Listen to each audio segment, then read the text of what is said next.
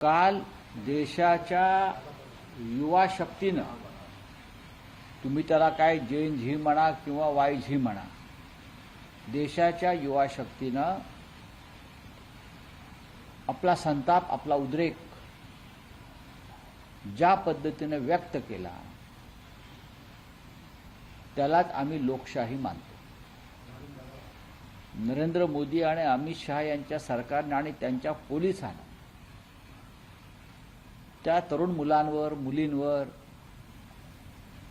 ज्या प्रकारचा अमानुष लाठी हल्ला केला, अश्रुधूर सोडला, फरफटत नेलं, पाय तोडले, डोकं फोडलंय, जाऊन पहा तुम्ही. आम्हाला जालियनवाला बाग हत्याकांडाची आठवण झाली. जालियनवाला बागेत जनरल डायरनं गोळ्या घातल्या. इथे भाजपच्या जनरल कायरने लाठीमार केला, अश्रुधूर सोडला. लहान लहान मुलींचा आक्रोश पाहिला. यांना मुलं बाळा नसल्यामुळे किंवा जे आहे ते परदेशात असल्यामुळं सुरक्षित, त्यांना आमच्या भारतातल्या मातीतल्या मुलांचं दुःख, त्यांच्या आईवडिलांचं दुःख आणि यातना कळणार नाहीत. म्हणूनच मी आज सांगितलं, कालचा दिवस हा भारतीय लोकशाहीतला अत्यंत काळा दिवस होता, ब्लॅक डे. हा 20 जुलै हा दिवस यापुढे डरपोक दिवस म्हणून साजरा करावा. डरपोक दिवस. सर, तुमचा पक्ष मुंबईमध्ये ग्राउंडवर होता, तुम्ही देखील इतर होता. राष्ट्रवादी काँग्रेसने सांगितलं होतं आमचे 8 खासदार जमिनीवर ग्राउंडवर दिसतील. काँग्रेसही कुठे दिसलं नाही. मला असं वाटतं, नाही, मी डरपोक हा पोलिसांनी ज्या प्रकारचा अत्याचार केला, हल्ला केला, ज्या पद्धतीनं लहान मुलांना मारलं, हा डरपोकपणा आहे ना. सरकार लहान मुलांना, विद्यार्थ्यांना घाबरलंय आणि हुकुमशाहीप्रमाणे ते आंदोलन चिरडून टाकण्याचा प्रयत्न करत आहे. काल ग्राउंडवरती आम्ही सगळे होतो की. काल आम्ही ताबडतोब वांगचुकना भेटायला गेलो. त्यांच्या प्रकृतीची चौकशी जाऊन आम्ही केली सफदरजंगला, त्यांच्याशी संवाद साधला. त्यानंतर आम्ही परत तिकडे काही आंदोलकांना भेटलो. संध्याकाळी मी स्वतः जंतर मंतरला गेलो होतो काल. आता परत आम्ही जाणार आहोत. तुमच्या पक्षाबद्दल प्रश्नच नाही. सुप्रिया सुळे म्हटलं की आमचे 8 खासदार खांद्याला खांदा मिळून या लोकांसोबत, विद्यार्थ्यांसोबत आहेत, त्या आंदोलनात पाहायला मिळतील. नाही, मला असं वाटतं की काल त्यांच्या पक्षानं महाराष्ट्रात आंदोलन केलेलं आहे. मला इकडल्या त्यांची भूमिका सुद्धा कालच्या बैठकीमध्ये हे आंदोलकांच्या बाजूनेच होती. स्वतः सुप्रिया सुळे या आजारी आहेत. त्यांना मी काल, मलाही वाईट वाटलं की सुप्रियाताई म्हणजे फार व्होकल आहेत ज्याला आपण म्हणतो, पण त्यांचा आवाजच येत नाहीये. त्यांचा घसा पूर्णपणे हे जो कंठ आहे तो बिघडलेला आहे आणि डॉक्टरांनी त्यांना किमान 10 ते 12 दिवस बोलू नये किंवा घशावर ताण देऊ नये हे सांगितलेलं आहे. त्यांचे लोक होते की आता जे मला असं माझ्या माहितीप्रमाणे जे अनिश गावंडे आहेत दिपके बरोबर, ते त्यांच्याच पक्षाचे आहेत. त्यांनी असं सांगितलं आमचे 8 खासदार असतील, एकही खासदार ग्राउंडवर पाहायला. बघा, खासदार असतील किंवा नसतील, त्याहीपेक्षा कार्यकर्ते होते जमिनीवर. प्रश्न हा आहे की या देशातील जे राजकीय घराणे आहेत त्यांना त्यांच्या मुलाचं करिअर दिसतं, ग्राउंडवर येताना दिसत नाही. नाही, आता याच्यावरती आज हा चर्चेचा विषय नाही. पण या सगळ्या, मला असं वाटत नाही का विरोधी पक्षाला देखील मोठा संदेश आहे? विरोधी पक्षांना हे आंदोलन ताब्यात घ्यायला पाहिजे. आता आम्ही आजच्या बैठकीत हा मुद्दा मांडणार आहोत. आम्ही स्वतः मुंबईमध्ये फार मोठं आंदोलन केलं, अजूनही करत आहोत, यापुढेही करत राहू. जिथे जिथे संधी मिळेल तिथे युवा सेनेचे प्रमुख आदित्य ठाकरे हे आघाडीवर जाऊन नेतृत्व करून, तरुणांना एकत्र करून या सगळ्या मोठ्या आंदोलनाला समर्थन देत आहेत. शिवाजी पार्कचं आंदोलन हे महाराष्ट्रातलं किंवा देशातलं एक मोठं आंदोलन झालं, आपण पाहिलं असेल. आणि यापुढे सुद्धा ही आंदोलनं सुरूच राहतील.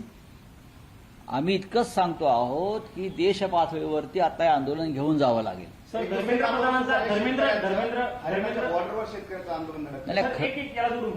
प्रधानांचा एक काल व्हिडिओ समोर आलेला आहे. एकीकडे आंदोलक आंदोलन करत असताना हसत धर्मेंद्र प्रधान निर्लज्ज आहेत ना.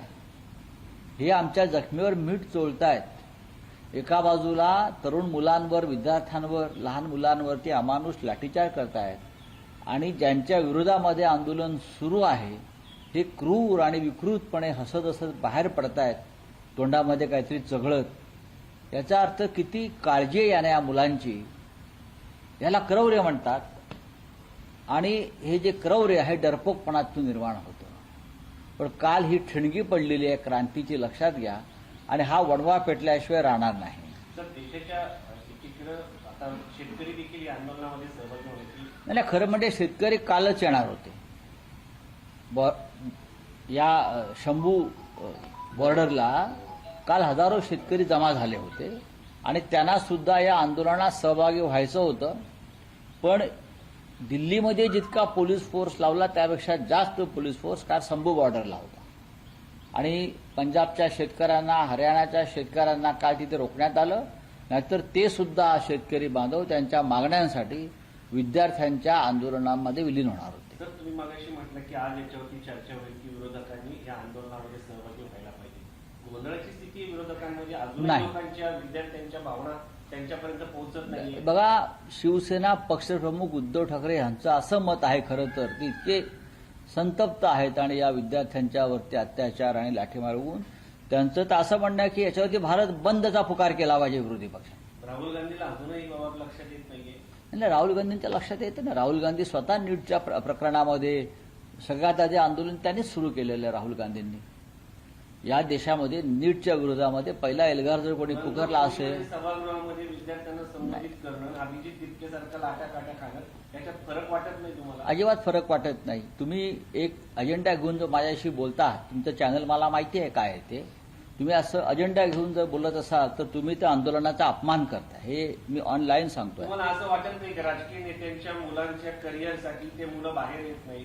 2-4 पक्षाचे नेते येतात, विरोधकांची असं अजिबात घेतलेली आहे. नाही. सारख्या माणसाच्या मागे एवढ्या मोठ्या प्रमाणात लोक हे येतात. तुमचा गैरसमज आहे. काय संबंध आला सर? तुमचा गैरसमज आहे. हे जे लोक आहेत हे एका व्यक्तीच्या मागे नाही आहेत. मग वांगचूक जे असतील किंवा अभिजित दिपके जे असतील, हा एक इश्यू आज हा राहुल गांधी किंवा आम्ही सगळ्यांनी उचलला. त्यातून ही लढाई सुरू झाली आणि त्या लढाईमध्ये तेल ओतण्याचं काम या देशाचे सरन्यायाधीश मायलॉर्ड सूर्यकांत यांनी केलं. हे समजून घ्या. त्याच्यामुळे भडका उडाला. प्रत्येक राजकीय नेता आणि राजकीय पक्ष नीट पेपर फुटीवर सगळ्यात जास्त रस्त्यावरती उतरला. खरं म्हणजे तुम्ही हे प्रश्न देवेंद्र फडणवीसना विचारला पाहिजे.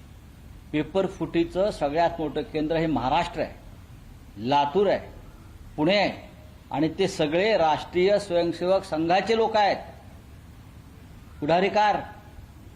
कळलं? प्रश्न हा तुम्ही राज्याच्या, महाराष्ट्राच्या गृहमंत्री, मी ऐकतोय ना, मला तुम्ही प्रश्न विचारूच नका.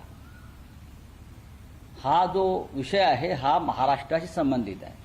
देवेंद्र फडणवीस यांचं मुख्यमंत्री नाही, मी तो तुमच्या पक्षाचे खासदार म्हणतात की आदित्य ठाकरे आम्हाला भेटत नाही, ग्राउंडवर येत नाही. याच्यामध्ये काय संबंध आहे? तुम्ही व्यक्त होतात. प्रश्न आहे की विरोधकांचे प्रश्न मांडायला अभिजित दिपकेला अमेरिकेतून इथे यावं लागलं सर. नाही, असं काय नसतं. हा तुमचा प्रश्न, हळू बोला जरा. हा प्रश्न अत्यंत मूर्खपणाचा आहे. तुम्ही अभ्यास करून या. आदित्य ठाकरेच ग्राउंडवर आहेत. आदित्य ठाकरे अत्यंत ग्राउंडवरती आहेत. अमेरिकेतून कोणी आलं, लंडनवरनं कोणी आलं किंवा न्यूयॉर्कमधून कोणी आलं म्हणून आंदोलन होत नाही. आम्ही सगळे त्या आंदोलनाच्या पाठीशी आहोत म्हणून ते आंदोलन यशस्वी होत आहे. काल केजरीवाल आंदोलनामध्ये होते, काल समाजवादी पार्टीचे लोक आंदोलनामध्ये होते, काल भीम आर्मीचे नेते आंदोलनामध्ये होते, काल आमचे लोक आंदोलनामध्ये होते. आम्ही सातत्याने त्या आंदोलनाच्या पाठीशी आहोत. काल उद्धव ठाकरे यांनी किमान 25 वेळा याच्यावर त्यांच्याशी चर्चा केलेली आहे. आणि एक पत्रकारांना माझा सल्ला आहे, तुम्ही सरकारची गुलामगिरी करू नका. हे सरकार अत्यंत क्रूर आहे. हे सरकार अत्यंत निर्घृण आहे. आणि नरेंद्र मोदी आणि अमित शहा यांनी काल ज्या पद्धतीनं या देशातल्या युवकांवरती हल्ला केलेला आहे, लाठीमार केलेला आहे, असं क्रौर्य फक्त ब्रिटिश काळामध्ये जालियनवाला बाग हत्याकांडात दिसलं.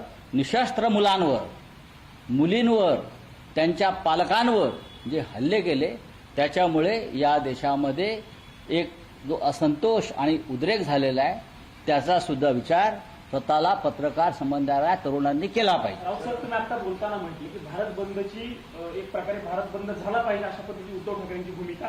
आहे असं तुम्ही बोलताना आता हो, म्हणाले. हो. त्या अनुषंगाने काय तुम्ही पुढे जाणार आहात का? त्या अनुषंगाने काय त्यांची भूमिका आहे, आम्ही काल चर्चा केली. त्यांचं असं म्हणणं आहे की ज्या प्रकारचं आंदोलन काल झालं या देशामध्ये, देशाच्या राजधानीमध्ये, ते अत्यंत गंभीर आहे, चिंताजनक आहे. ज्या पद्धतीनं पोलिसांनी क्रौर्याची परिसीमा गाठली ती अत्यंत भयंकर आहे. खरं म्हणजे या प्रश्नावर फक्त दिल्लीत नाही तर देशभरामध्ये, भारतामध्ये सर्व राजकीय पक्षांनी एकत्र येऊन वणवा पेटवायला पाहिजे, ही त्यांची भूमिका आहे. आणि यावर जर भारत बंद करण्याची जरी वेळ आली तर आम्ही त्यात सहभागी होऊ. पण त्या अनुषंगाने विरोधी पक्ष कारण तुम्ही आता इंडिया आघाडीच्या बैठकीमध्ये कालच्या आंदोलनाच्या अनुषंगाने चर्चा करणार आहात, तर हा मुद्दा उद्धव ठाकरेंच्या वतीने तुम्ही मांडणार आहात? आम्ही नक्की मांडायला काय. महाराष्ट्रामध्ये काल 4 ठिकाणी मोठं आंदोलन झालं. आपण पुण्यातलं पाहिलं असेल, आपण नागपूरला पाहिलं असेल, शिवसेनेनेच केलेलं आंदोलन, आणि त्याच्यामध्ये सर्व क्षेत्रातले तरुण वर्ग काल नागपूरला उतरला होता. आता त्याच्यानंतर जिल्ह्यातल्या प्रत्येक ठिकाणी हे जेन झीचं आंदोलन सुरू होईल. तर राज्यसभेमध्ये अमित शहा वंदे मातरम विधेयक आणणार आहेत, 3 वर्षाची शिक्षा दिली जाणार आहे जर अडथळा आणला. स्वतःला येतं का म्हणते मात्र, किंवा त्यांचे जे नेते आहेत प्रधानमंत्री, ते टेलिप्रॉम्प्टरशिवाय वंदे मातरमची पूर्ण कडवी म्हणू शकतात का? त्यांनी म्हणून दाखवावं. सेंट्रल हॉलमध्ये आम्ही येतो, टेलिप्रॉम्प्टरशिवाय वंदे मातरम देशामध्ये काय चाललंय.